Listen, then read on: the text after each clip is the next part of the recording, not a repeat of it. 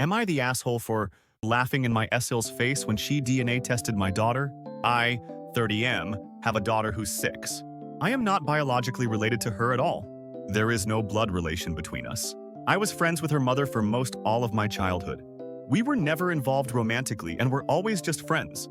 She had her daughter at 23 with her 25-year-old husband.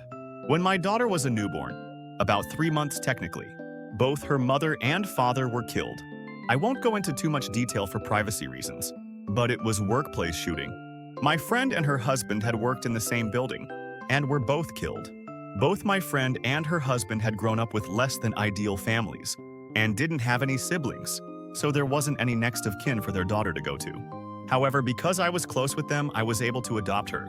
Even though I had been iffy about the idea of kids, I didn't want their daughter to grow up in foster care or around people who didn't have a connection to her bio parents, so I stepped in. My parents and siblings know that my daughter is not my actual daughter, biologically speaking.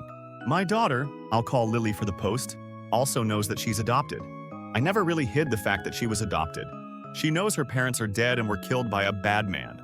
But I'm saving the details for when she's older. Lily does not look like me at all. She looks exactly like her mother and biological dad. Most people assume that I'm her bio dad, and that she just took after her mom. I don't ever really correct this. When and if people assume this because it just seems unnecessary. My brother has been with his fiancée for about 2 years now. A few weeks ago, we were all meeting up at my parents' house and my SIL saw an old picture of me, my friend and her husband. She pointed to my friend and asked who she was, and I explained that was Lily's mother. SIL got quiet and stood in front of the picture for a while. I didn't think much of it.